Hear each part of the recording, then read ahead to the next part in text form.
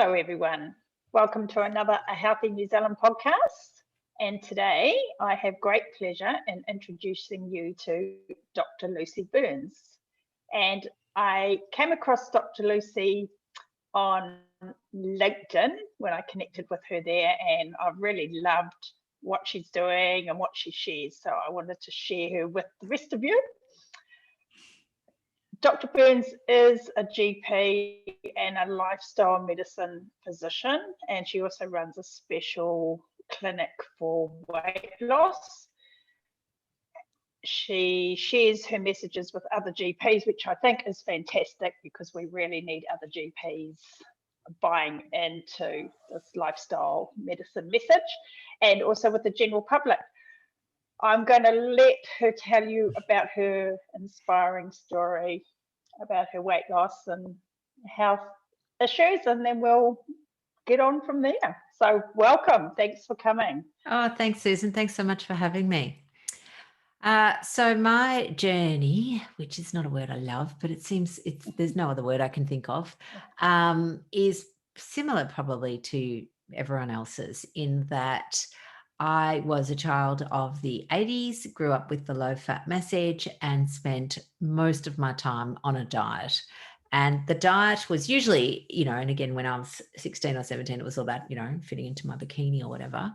But certainly learnt a lot of diet mentality and would be either on a diet, essentially, or on a bender was the way I would describe it. And people... I know. And my friends started, asking me, are you on a diet this week? Because then they knew whether to offer me whatever it is that they were eating. Because when I was on a diet, and I'm using air quotes, which your listeners won't be able to see, when I was on a diet, I was really strict and I could be very, very vigilant. But when I wasn't on a diet, I was just on a bender and eating everything in sight. And so this sort of maintained my weight for, 20 years, I guess, until I got to the point where it stopped working and I was 25 kilos heavier than I am now, got some bloods done. I was insulin resistant, had fatty liver, and just thought, this is rubbish. And this was when I was eating, like when I was 25 kilos, this is when I was on a diet. Like I was eating, low-fat muesli with some mango and low-fat yogurt on it. And everyone's, telling me, oh my God, Lucy, you're so healthy. And I'm going, I know, but nothing was happening. There was not, I was hungry and tired despite eating my bowl of chaff every day. So, then a friend of mine actually, another doctor, introduced me to low carb. And at first I thought, oh my God, what a load of rubbish. What sort of diet doesn't have, carrots and fruit in it? This can't be right. And she was looking and feeling fantastic. And we happened to be on holiday. So I got to see her for like 2 weeks. And so I sort of was watching what she was eating, thinking, well, that all looks pretty good, but surely that's not diet food. Because again, conditioned to diet mentality, there was diet food and non-diet food. And this was certainly not diet food. She was having butter on her steak and she was eating, beautiful fresh berries and cream. And I'm thinking, what sort of diet's this? Anyway, being desperate, I thought I'll give it a crack. And then the more I started, the more I researched and the rabbit hole, the rabbit hole that we all go down. Yeah. And that's when I realized, oh my God, everything that I had been teaching myself and my patients about weight loss was wrong. It was all based on calories. And I had no, as I said, I often joke to people, I don't know whether I was just asleep in the insulin lecture, but I completely missed this concept that insulin is a fat storing hormone. I just missed it. And I think a lot of us have. A lot of doctors miss that bit. We all know that insulin is involved in glucose regulation, but I miss the fact that it inhibits lipolysis or fat breakdown. Yeah. And it encourages fat storage. And you can't store fat unless you're basically swimming in a than a whole lot of insulin, really. Yeah, it's it really is the driver. And then understanding, and I'm forgiving myself slightly for not understanding the whole metabolic hormonal profile and the cascade of all the other hormones that are involved, because they were only discovered well after I'd finished medical school. So in the 90s, hormones like ghrelin and leptin became evident, and we weren't taught that. So for me, I think for doctors, of my age, and I'm in my early 50s, we went through medical school right in the I guess introduction of low fat, but also when statins first became invented. They were like, oh my God, we've got this incredible medication. It's going to save tens of thousands of hundreds of thousands, millions of lives. And so, that was the sort of era we grew up in, low fat and statins. And very much a calories in versus calories out era too. Eat less, exercise more, put your body under more stress. And then I'm presuming that at medical school you didn't learn the connection about cortisol and epinephrine and no, not at all. Weight control either. Yeah. No, we certainly knew, and this is we certainly know that prednisolone, which is a relation of cortisone, stores fat. I mean, we see that all the time, and we see that putting people on insulin will make them fat. But the advice we would give people is, oh, this drug will probably make you fat, so just be careful. Like you have some, hello, just be careful. Like, what does that even mean? But that, seriously, I used to say that to people, just be careful. Like they're in charge of it, but it's not. It's nothing. It's all about the hormones. And no suggestion that they needed to manage the amount of insulin they're taking, or they can control it by reducing their carbohydrate content or anything. No. Those lines. No, nothing like that. And again, it's still dogma that people with diabetes need carbohydrate, and they just don't. They don't need. We don't need buckets of carbs. The numbers I think that we're recommended in the Australian food guidelines and probably the New Zealand food guidelines are just way too high. They're way too high. And they're really suitable probably for very active, metabolically flexible children. And they can burn the glucose off so it doesn't get stored and it doesn't do that. But you can't maintain that amount of carbohydrate as you get older, because we become more insulin resistant as we get older, no matter what. Well, I think this is a lovely message for people to be able to take back to their GPs as well, and they can share this, and then GPs can actually follow you, because as a medical doctor you've got a lot of credibility. Yeah, it's and that helps the back. You're not a crazy nutty nutritionist or something that's Well, I think sometimes the crazy nutty nutritionists actually have it right, and sometimes we have it wrong. Interestingly, in Australia, our Medicare, we funded by Medicare, and it's really an illness model. It's set up for quick consults to solve a quick problem, and that is the model that is funded. So to actually dive into preventative medicine and address the root cause, which is food or their lifestyle, whether it's sleep and stress management in particular, is really poorly funded. So for a lot of doctors, it is much faster to just say, listen, go away and lose some weight without telling anybody how to do it. Or, here's a medication that might help you lose weight. Or, it's not. Yeah. So I understand why we're in this situation, and it needs to change from a funding level as well. But also the fact is that, I saw a patient the other day, and he came to me for weight management. He has type 2 diabetes. He has basically metabolic syndrome.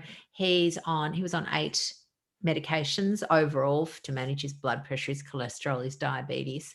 Within 3 months, we've reduced 6 of his medications, and his hemoglobin A1C is now right back at normal, like it's actually the same level as me. He's no longer on any diabetic medications. And this is all just from changing his food. It doesn't have to be a long, long haul to get these incredible results. And I just wonder, I think, why are we just not telling everybody this? Eat low carb, real food, and you can also have these amazing results. Again, 6 medications he no longer needs to take. And like you said, when you were watching your friend, the food is delicious. You look at it and you don't think it's even, you don't think of it being diet. It's not the diet food. It's really delicious, satisfying food. Yeah, absolutely.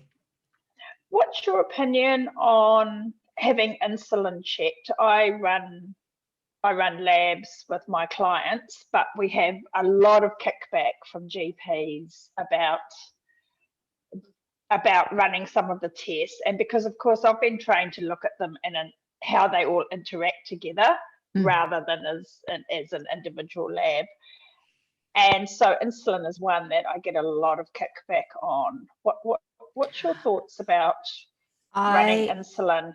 I always order insulin tests, and I do a modified Kraft test. So a Kraft test is named after Joseph Kraft, who back in the 70s did a whole heap of study where it's basically like a glucose tolerance test. So you trot in, you have your blood taken, then you drink the drink, which in Australia has 75 grams of glucose, and then you will test the blood at 1 hour and at 2 hours. And I get an insulin curve with those 2 results. So it's glucose and insulin tested at 0, 1, and 2 hours. Now, I could probably look at other results and see what else is in there and make an assumption that somebody is going to have high insulin. But there is nothing more motivating for a patient than seeing it on the paper in black and white. Here is your level when you're fasting. Here it is at 1 hour and here it is at 2 hours. And these are what they should be. And the results can be astounding. So and again, following that Kraft original studies, they show that when they're meant to have a curve like an upside down U, and many people have just an upward trajectory. So at 2 hours, their insulin is still climbing. And you're thinking, oh, God knows where it's going to stop. But, we all stop the test at 2 hours because that's enough. But I absolutely love that test. It's my fave.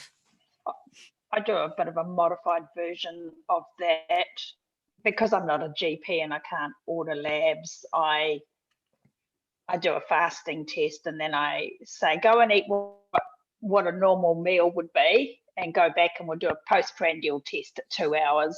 And even that can be really useful because then you can say, look, this is what you normally eat and this is what your glucose and your insulin are at after 2 hours. And I check triglycerides at that point as well. So I think that gives me a bit of a nice picture to explain what's going on for people. Yeah, absolutely. And I think that the value in doing those tests is you can't put a price on it really, because as I said, for not just the need to know numbers, but the fact that it's there in black and white for people, they go, oh, right. And I often describe this concept that I call under the hood. It's what's going on, what our body is doing for us, and we don't know. And so I'll say to people, your pancreas is really looking after you.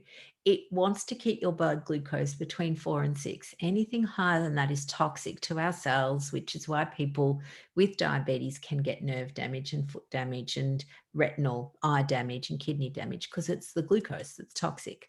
So your pancreas is doing such a wonderful job for you. It's looking after you. But sometimes the expense of that looking after is really high insulin and therefore derangement in your metabolic hormones. I think that's a beautiful way of summing that up, really. Yeah. I do have a question for you. I don't know if you're aware of Dr. Gabrielle Lyons. Are you familiar with her work? No. She's a US doctor that kind of works in this space, and she talks a lot about our first phase insulin response. We can only deal with 30 to 40 grams of carbs at a time. Yep. But I haven't been able to find any evidence in the research about that. And I wondered if you've got an opinion or if you've got any knowledge about that. Yeah, I think the amount of insulin that our pancreas produces is there's a lot of factors that come into play there. In particular, we look at the incretin hormones, which are also secreted by the stomach. That part of the stomach is what's removed when people have a sleeve, and they respond to particle size. So if you've got very small particle size of food coming in, like sugar in soft drink or juice or pureed things, then that part of the stomach tells the pancreas, guys, small particles coming in, lots of insulin, please. And so you will have technically the same amount of carbs, but in a very small particle size, you will get more insulin response. Right. Interesting. It's fascinating. And it's my biggest beef in the world. I have a few, but one of them is this concept of shakes for weight loss. Yes. Yeah. Because why would we be doing this? Why would we be encouraging the pancreas to have to make more insulin than it really needs to, when we can eat real food, and therefore you've got big particles coming in and the pancreas can go, oh, good, I don't need to work quite so hard. Thanks very much. Oh, that's really interesting. I hadn't come across that before. So yeah, no, valuable bit of information. Yeah. It is. It's super fascinating. And it also ties in with this concept of protein shakes and things like that as well, because protein as a nutrient requires a lot of energy for us to digest it. So when we eat, we've got to chew it, we've got to swallow it. When we're chewing our food, we've got to make enzymes that help break it down.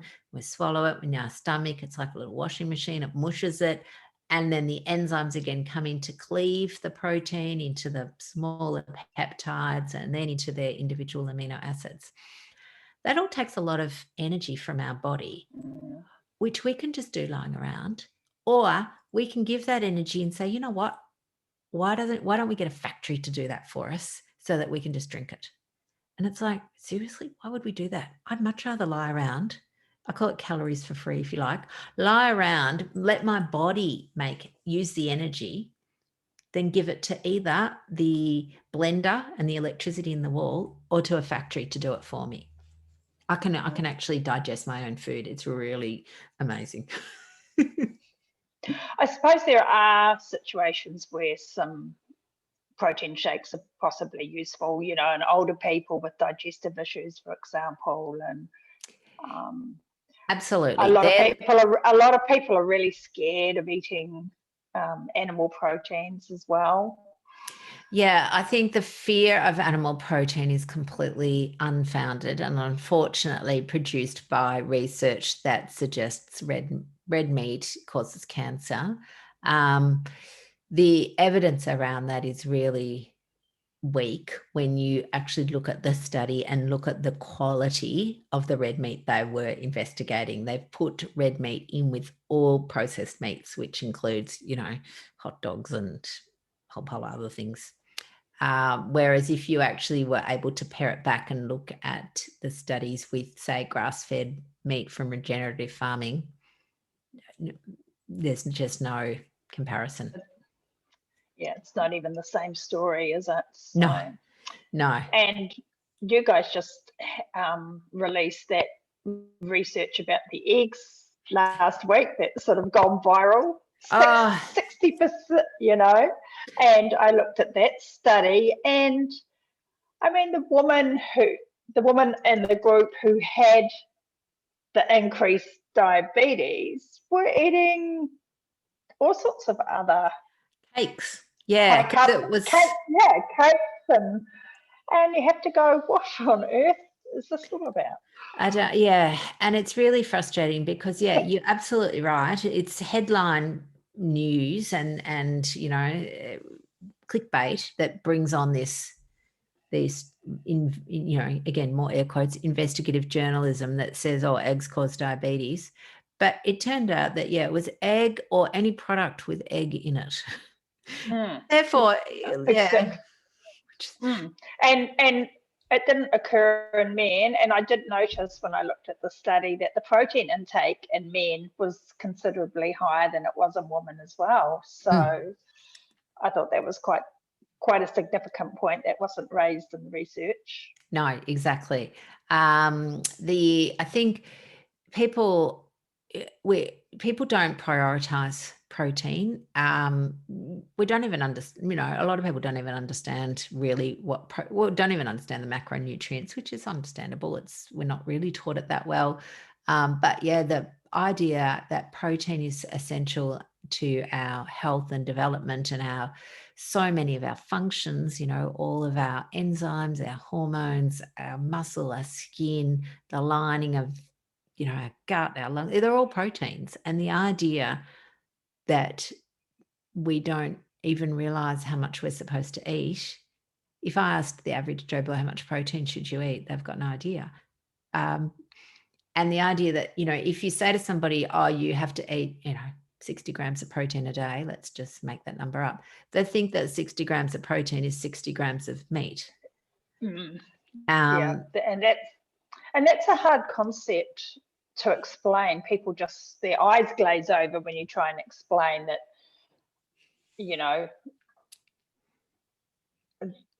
that's not the case. That 100 grams of meat's probably got about 30 grams of protein approximately, or 115 grams of meat has got 30 grams of protein.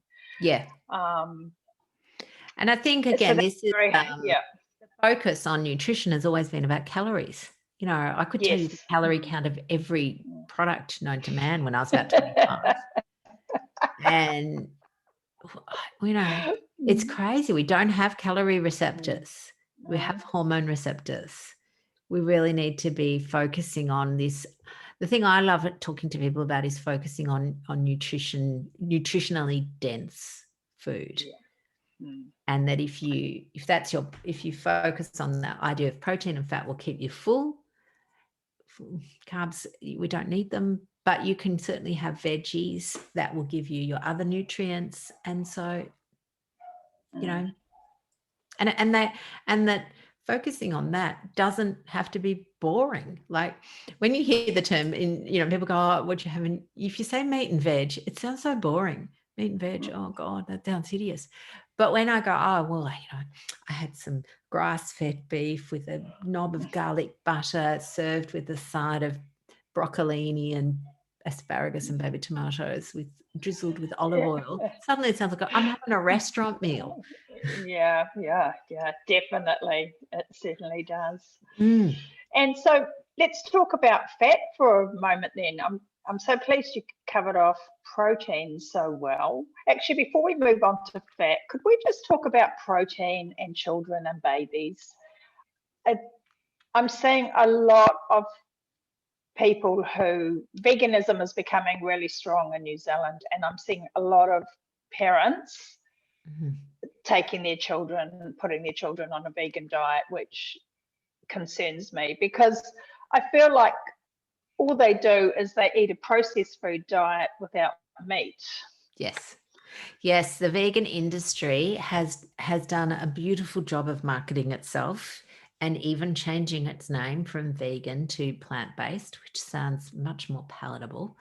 But really, it is an industry, and it is driven by the processed food companies, because there's a lot of money in processed fake meat and processed, think, patties that look like chicken breasts and all of those sorts of things that have come up. And the problem is, people think they're healthy, that they're good for them. Nut milks, have become very popular, trendy. Yeah. And honestly, the majority of nut milks are made with seed oils and with emulsifiers that are really terrible for our health. They're inflammatory. They, I like to use the term, they bugger up your gut. They're really not, we're not designed to be eating them.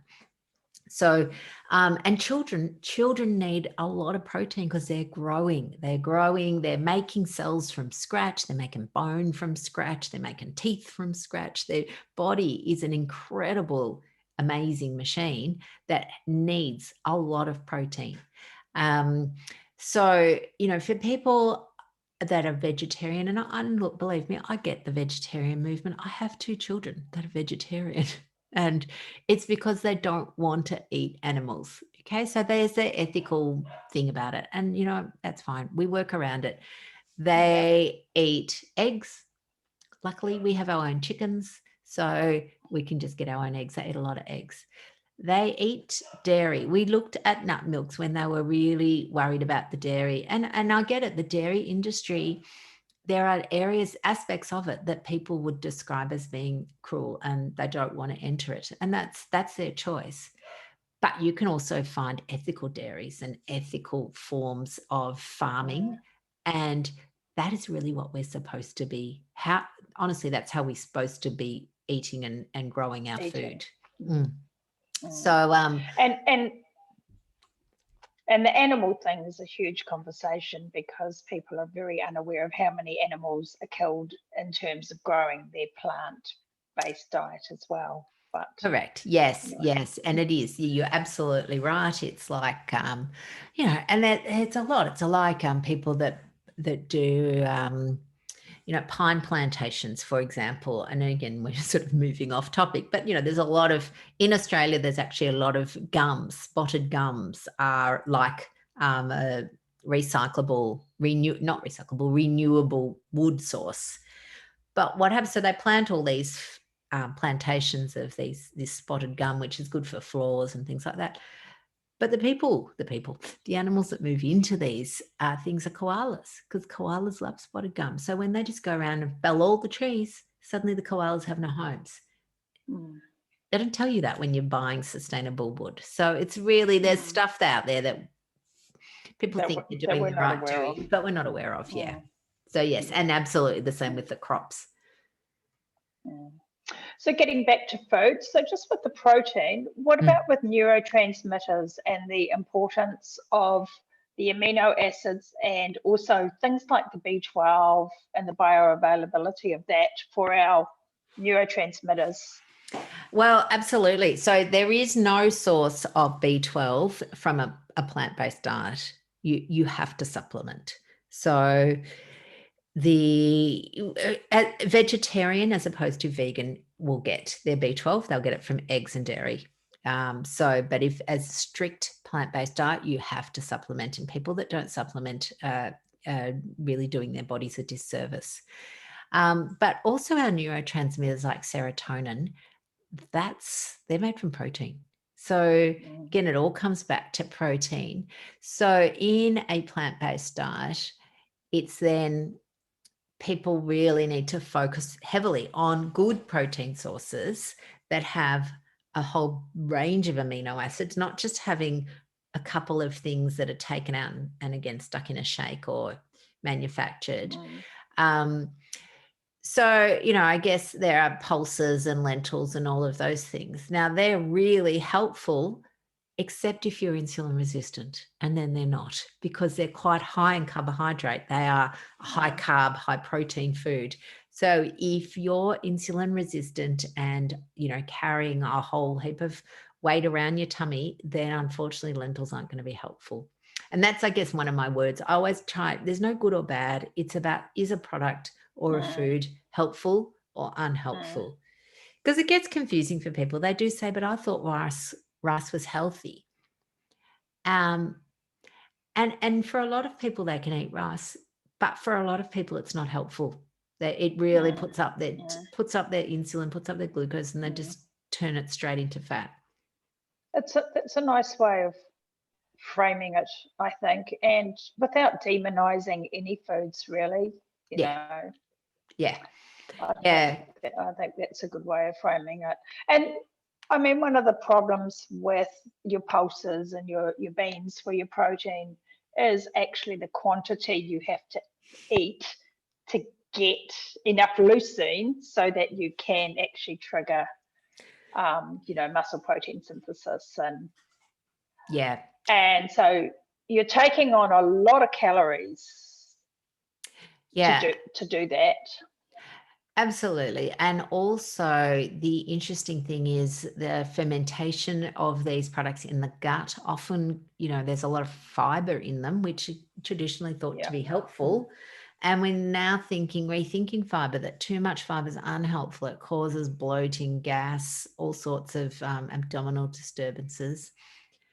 And then along with that, there are certain people in our community that don't tolerate lectins, and the lectin is the protein that is on some of plant materials, originally designed as a sort of deterrent to predators, since plants can't run away.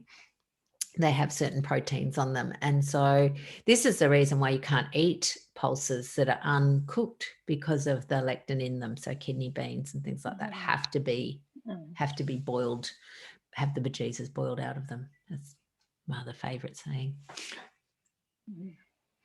So All right. So shall we talk about fats for a few minutes? Sure. Another one of my favourite topics. About saturated fats. Saturated fats, seed oils. I'm on the seed oil bandwagon at the moment, so be great to hear you. Yeah, good. A girl after my own heart. I think this is the summary is that fats are essential. They became demonized, like we didn't need them.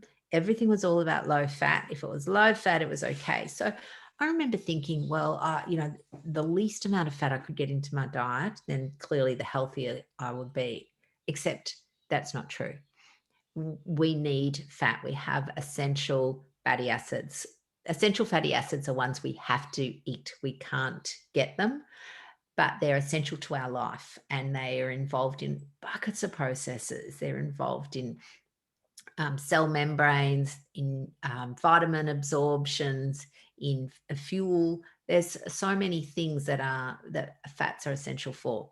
So then everyone hears about, the good fat and the bad fat, or the healthy fat and the unhealthy fat. And again, we've got the message wrong.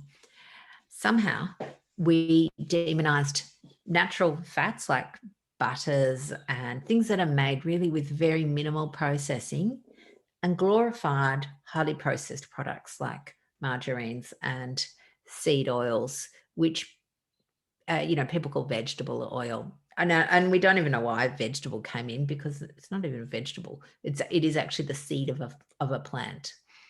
So the reason we look, and what we can do with these essential fatty acids, is look at the combination of omega-3 and omega-6. So most people have heard of omega-3, which comes, through fish oil, which is another whole industry I could easily bang on about, but I'll keep it brief, because again, that's another supplement industry that's a bit, things aren't always what they seem. But omega-3 is anti-inflammatory. Very good for us, omega-3 fatty acids. And omega-6 are pro-inflammatory.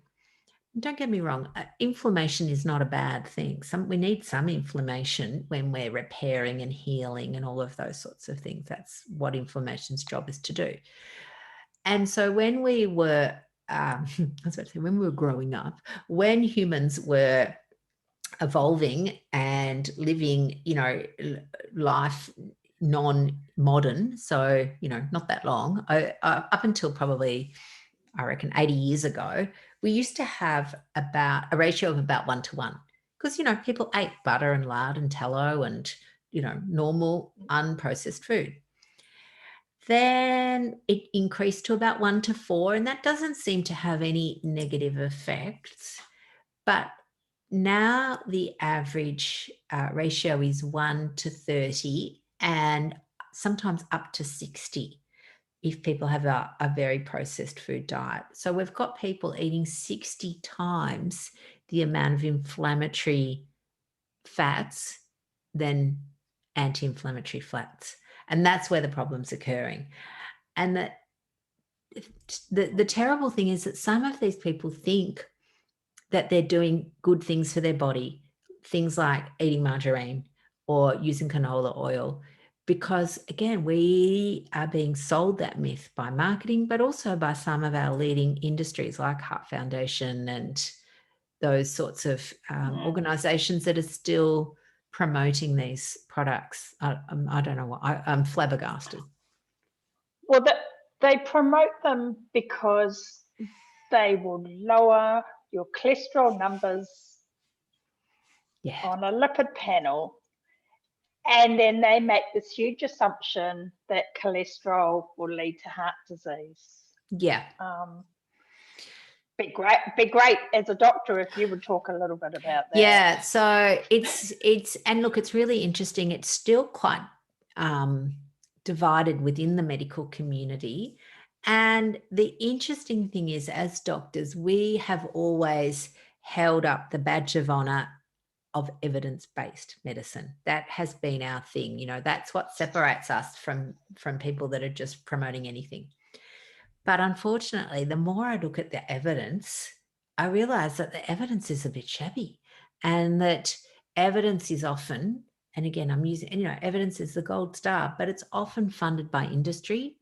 And that up until recently, you didn't even have to produce the evidence. If you'd done a trial and it didn't support your theory, you could just throw it in the bin. And so suddenly you've actually got evidence refuting what your perhaps drug company wanted to promote, and they could just pivot until they got a trial that actually supported what they wanted to support. So as part of that again is part of the reason why the cholesterol, I guess, myth, if we want to call it that, became so concrete in our minds, because originally the evidence seemed to suggest that, lowering your cholesterol would help prevent heart disease. But only now have we actually been able to examine that evidence and realize that it's actually not that strong. A lot of it was made from food studies or epidemiological studies, and in particular the Ansel Keys seven country study, where he really cherry-picked 7 countries that supported his hypothesis and chucked the 21 countries that didn't away, apart from France, which was then called the paradox. But in fact, France, which is all about cheese and butter and cream, is actually really probably more the norm. So the idea being that the total cholesterol, there's one small group of people that have familial hypercholesterolemia, which is a genetic condition. And that particular small group of people, their high cholesterol will give them heart disease, and they die young. And that's what everyone's a bit fearful of. However, there is a massive group of people that can have high cholesterol that don't get heart disease at all, that never die young, but still just have high cholesterol. So what we've done is extrapolate the familial hypercholesterolemia, which is very hard to say, people, and assumed that that is the case for everyone. And it's actually not. So what we think is that the type of cholesterol, the type of your LDL, is really the key to discerning whether your LDL is going to be problematic at all. And again, this is what the drug companies have told us. You just need to lower LDL and, you won't have a heart attack. It's not that true. It's not strictly true. What we want to do is, when we look at our LDL, you can break it down to 2 main sorts. The big fluffy, to call like the cloud, that just sort of float on by, or the small dense LDL, which I imagine are like ball bearings pinging into your artery wall. So when they do that, the artery wall gets inflamed, and then a plaque comes along like polyfiller to try and smooth out this inflammation, and that is how we get the plaque formation. So then what happens is, over time, if you've got lots of these small, dense ball bearings, you'll get lots of plaque. And it's like, right, it's the small dense that was the problem. The interesting thing is that we can now, again, do further investigation to determine if somebody, when they have high cholesterol, do they have small dense? Do they have big fluffies? And we call that an LDL subfraction. And we can also determine reasonably easily their underlying level of coronary artery disease. Because again, the thing that's happening is that we've had 40 years of low-fat message. Low-fat message has brought in high sugar, because when you take the fat out of a product, you're left with basically protein and nothing. So they add sugar in to give it the flavor, because fat's so flavorful. So we've had a whole generation of people growing up now on carbohydrate-based diets that now have this small, dense LDLs. So yeah, they have cardiac disease already, which is therefore problematic. So my thoughts on cholesterol medication is, it is, again, is it helpful or unhelpful? And it's really an individual response. It's not an overall, there's no one size fits all. If you come from a family that does have familial hypercholesterolemia, there is no doubt that cholesterol medications are helpful. If you've had a heart attack, there's no doubt that they're helpful. The reason they're helpful, though, is not that they lower the cholesterol, they stabilize any plaque you may already have. And that's how they work effectively for them. If you just have high cholesterol and you've got lots of lovely fluffy ones, you're unlikely to need a statin. So I guess that's my underlying thoughts on it. And would you look at metabolic syndrome, metabolic disruption as well in conjunction with that? So you're looking at glucose and insulin and HbA1c and get that under control. Yeah. And then, then make those decisions based on that. Yeah, absolutely. And that is often the key. The thing is that you can change the big fluffies and the small dents based on your glucose and your metabolic syndrome. So when you have low insulin, your cholesterol is more likely to be big and fluffy, your LDL. And when you have high insulin, your LDL is more likely to be small and dense. So it's all goes back to Tim Noakes says, it's the insulin, stupid. That's what he said. The insulin is really the driver. As I said, apart from this very small group of familial hypercholesterolemia people, but they're like a really small subsection of the community, and they've got like a genetic, it's a genetic defect that the majority of people don't have, but we're treating them all the same. Well, I have extraordinarily high cholesterol. Yes. It's nearly 17. Oh, I don't know what that is in that's total cholesterol. But I also have the APO. It's nearly 700 in US measurements. Right. Okay. I'm not sure. Again, in Australia, it's high. Right. Really okay. High. Yes. Yeah. But and how have you had? Did you have any? But I also have the ApoE4 gene. Mm-hmm. So I've lost you. Oh, I'm here. Sorry, I lost you there for a moment. That's okay. Yeah.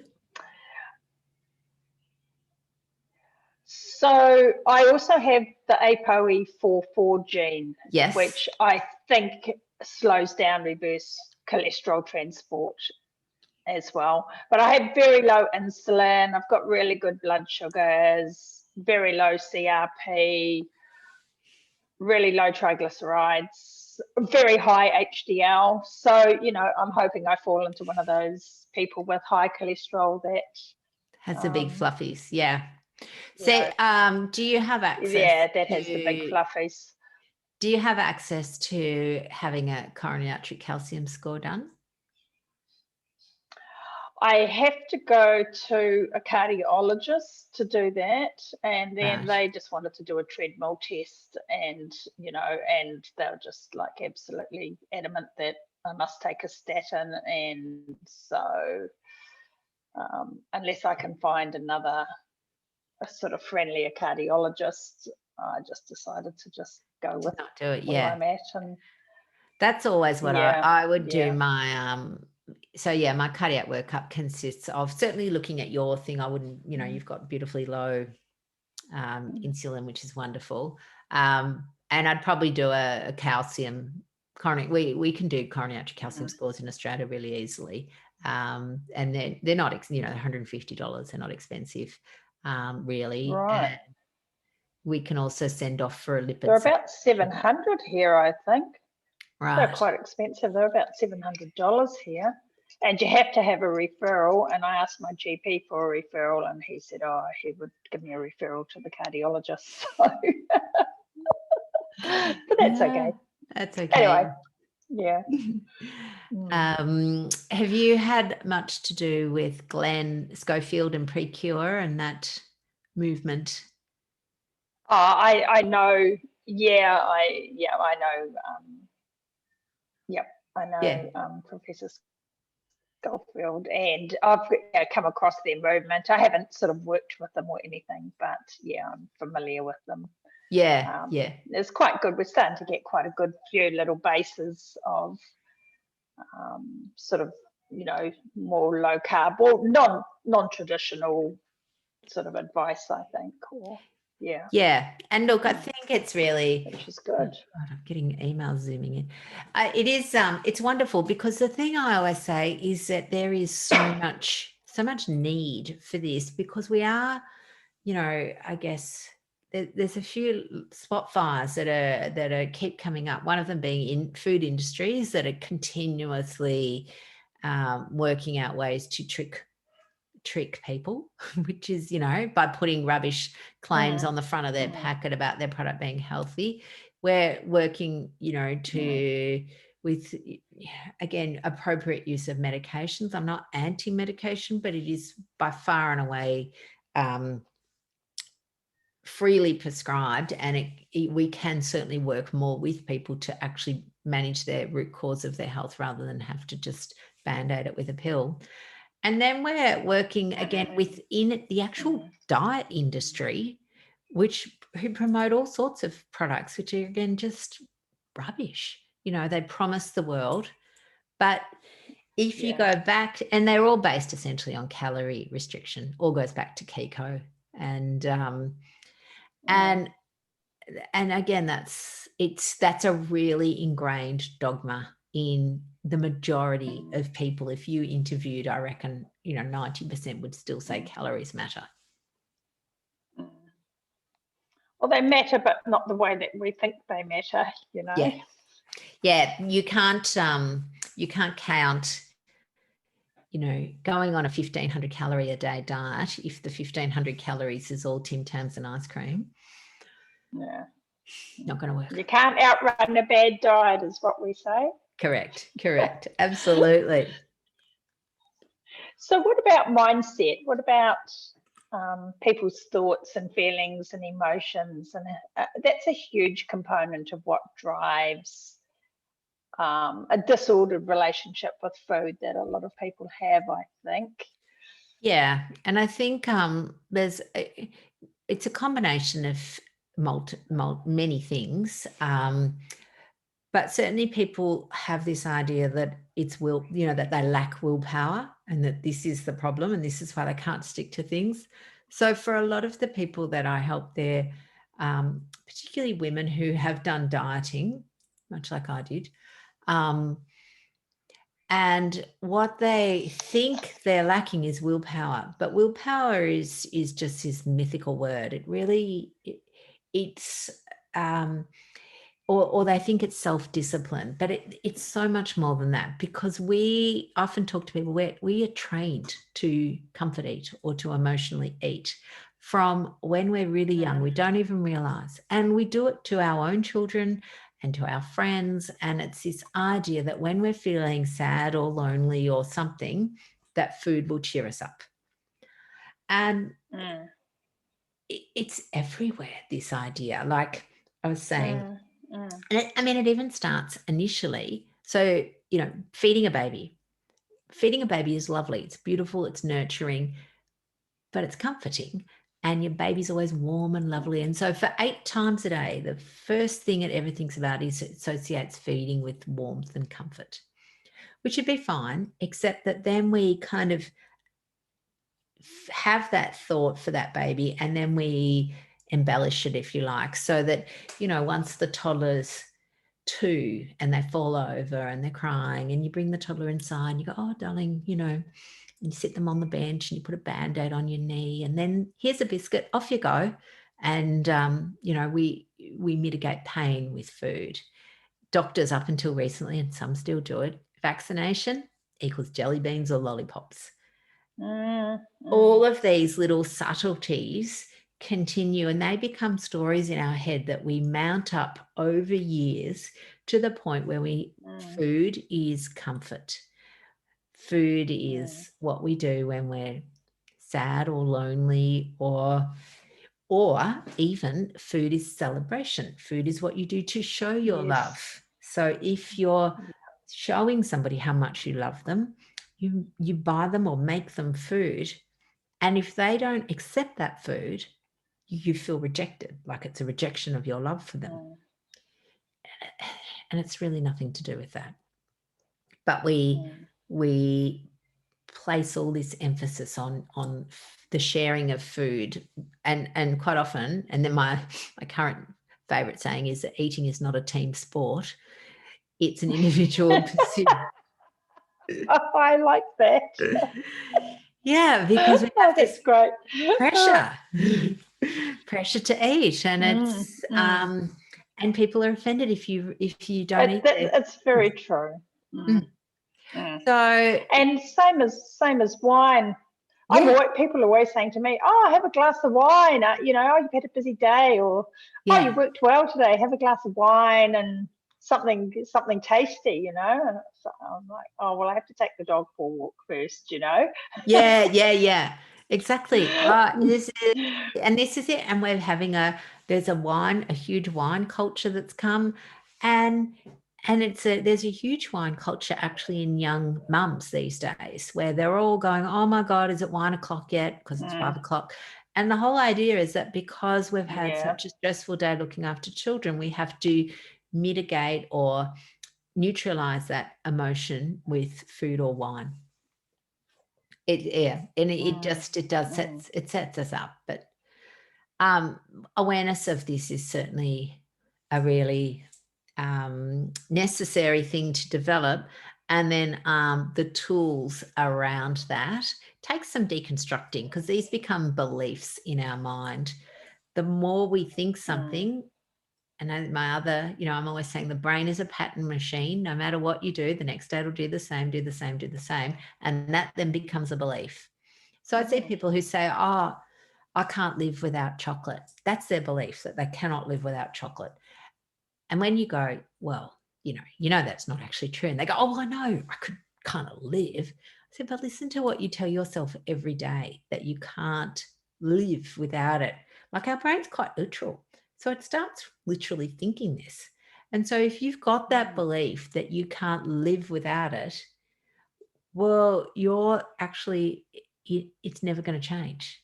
You have to actually unpack that belief, deconstruct the thoughts, work on them, and then you can live without chocolate. It's actually, as an ex-chocoholic, it's actually easy. It is quite a cycle, isn't it? Women often get up in the morning and feel very unhappy with what they see in the mirror, and have very, sort of negative, self-depreciating thoughts. Sort of make promises to themselves all day, try desperately to control their eating, and then come home and then think, well, I deserve that, I need that. and then really resent and hate that they gave into that, and then we have this whole cycle repeating. I think Jason says, you know, you can't hate yourself skinny, and you have to sort of really deal with that underlying process, as you say, deconstruct those thoughts. Yeah, absolutely. And really, it's looking at, I know, you know, we often talk about mind, body, and the mind and body are connected, and they definitely are. But what we often do is we sacrifice our body to satisfy our mind. And so sometimes I actually like to kind of talk about disconnecting them, and that in fact, as a human, you're the custodian of this body, and it's your job to look after it, much like you would look after a young child or a puppy or anything you're in charge of. And you know, people are very dedicated to their animals and looking after them. You know, I've got people that take the dog to the groomer and they buy all this lovely food for the dog, and then they're tired and they think, oh well, I'll just have ice cream or something. They wouldn't give the dog ice cream for dinner because the dog needs its protein and it needs its minerals to help its teeth grow and all of these things. So they're right onto it for the dog, but then they haven't quite made that leap to their own body. So yeah, certainly. Yeah, I do. I just think that's a beautiful analogy. Yeah. Yeah, absolutely. And I think this idea that you're the custodian of this body and it is your job to look after it, and so that it can function to the best of its ability and carry you around and help you fulfill all your dreams. Yeah, no, that's a really lovely way to sum that up, I think. Yeah. So I want to be respectful of your time. We've been chatting for a wee while now. I just wondered if you had any just final thoughts. I'd really like to talk about feeding our children. New Zealand has one of the worst statistics in the world, and what would you say to parents? How would you talk to parents about weaning their children off these highly processed food diets onto sort of more real food diets? Yeah. So I think I find it fascinating in that we've often when women are pregnant, they're very mindful of what that they're incubating this new life. And so, you know, if people smoked, they often give up smoking. They often, they go and join some pregnancy aerobic exercise class. There's a whole host of attention on the body and this precious cargo on board. And then the baby's born, and people spend a lot of time, you know, breastfeeding and getting it all sorted and going to lactation people and all these wonderful things that we're doing to nurture this baby. And then at some point along the road, it becomes okay to feed your baby, who becomes a toddler by then, processed foods. So I remember saying to a lady the other day, you know, would you give your 7-month-old fairy floss? And she looked at me like I was nuts. She goes, why would I do that? God, I don't know. Would you? She goes, no. And I said, why not? She goes, because it's just sugar. Like, it's just ridiculous. And I go, okay, so why is it not okay for a 7-monther, but somehow it's okay for a 3-year-old? And I think what it is that we, again, think we are helping children by treating them with snacks and lollies and biscuits. And the thing is that then the child gets the taste for those and they won't eat real food. Real food can't compete with processed food for taste, because there's the food engineers, they spend bazillions of dollars manufacturing their food for the exact bliss point where it becomes highly palatable, which means, you know, tastes amazing, and highly addictive. And yeah, no broccoli can compete with that. But at the end of the day, that is it's like a drug addiction. Processed food is the same as drugs. So I will use those analogies and go, you know what, I know you're probably going to have time where the child will have a tantrum and it's really tricky. And it's hard because everybody else in the school is eating tiny teddies, you know, morning, noon and night. But the best thing that you can do for your child to set them up for life is to feed them whole food. You know, real food, not juice, not processed garbage, not savory shapes or whatever, chips, real food. Give them meat, vegetables, fish, fruit, nuts. You know, children can eat fruit. That's okay. Whole fruit though, not roll-ups that are pretending to be fruit. So yeah, that's that. So as far as weaning goes, it's not going to be, it's not always easy, but if it's not available to them, they will. That's all there is. You know, I think when children start bargaining, they learn to develop the taste. Absolutely. A child is not going to starve itself to death. I can tell you that. There is no child on earth that says, no, I'm not eating the broccoli, and you go, well, that's all there is, that they're going to be wasting away. It's our fear. And it is. It's our thing, oh my God, I'm failing as a mother because my child hasn't eaten for 12 hours. But that's also, children eat very intuitively when they're allowed to just eat real food. And they will have high eating days and low eating days. And it's normal. Fabulous. Well, you have been a mine of information, and I love the compassion and the warmth that you bring with it. It's absolutely wonderful. Whereabouts can people find you online and more of your work? And I mean, I'm sure I haven't checked, but I'm sure you've probably done lots of these kind of YouTube things. And where can people find you? So we have, so my business name, if you like, is Real Life Medicine, because really that's the crux of everything. It's all about real life, Real Life Medicine. So, and our website is rlmedicine.com. Somebody else had the Real Life Medicine. I think some bot that means that if we want to buy that website, we've got to pay 10 grand or something. So it's rlmedicine.com. That has all of our links to blogs. We've got a podcast called Real Health and Weight Loss. We've actually got lots of opportunities for people to connect with us on Facebook, Instagram, LinkedIn, as you did, everywhere. We're everywhere. It's fabulous. So did you say that was called Real Health Weight Loss? Is that Real Health? The podcast is Real Health and Weight Loss. We're very excited. It's just launched last week. Real Health. Yeah. And we that's fabulous. Yeah. And it launched at number one. Yeah.